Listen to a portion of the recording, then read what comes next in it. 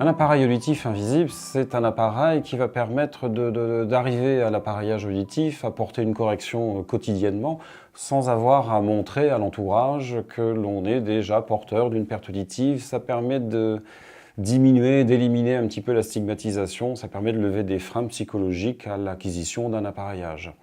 On va réaliser un moulage du conduit auditif de façon à réaliser une coque sur mesure et ajuster l'électronique le plus loin possible et le plus profondément dans le conduit auditif. Le principal avantage d'un appareil intra-auriculaire invisible, c'est d'abord son positionnement profond dans le conduit auditif qui permet de bénéficier de l'effet directionnel du pavillon, ce qui permet d'améliorer la compréhension dans les environnements bruyants.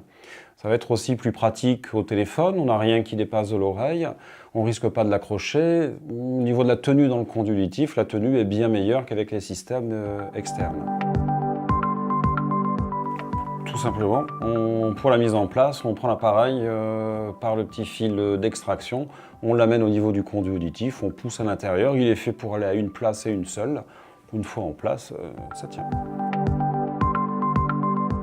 C'est un appareil qui demande plus d'entretien, plus de soins, plus d'attention que les autres types d'appareils auditifs. Et pour cette raison-là, il est réservé à une certaine catégorie de patients, de pertes auditives aussi. Mais au niveau soins, manipulation, ça reste relativement délicat quand même.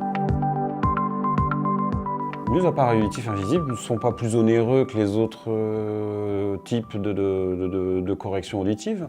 Le coût va dépendre de la technologie, du niveau de technologie qu'on utilise au niveau de l'ordinateur. Après, la forme en elle-même n'a pas d'influence sur le coût final de l'appareillage.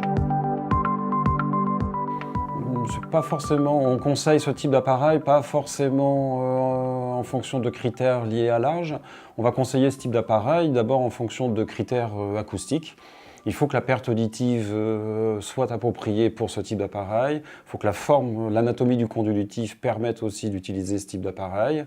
Il faut que les capacités de manipulation, d'entretien du patient soient adaptées à ce dispositif plus fragile. Ce seront les principaux critères de choix d'utiliser ou non un appareil invisible. C'est un type d'appareil qu'on peut utiliser dans toutes les conditions, notamment en extérieur. Il faudra bien sûr éviter le bain, la douche, la piscine, les sports aquatiques. Sinon, vélo, judo, tennis, foot, il n'y a pas de jardinage, bricolage, il n'y a pas de difficulté particulière.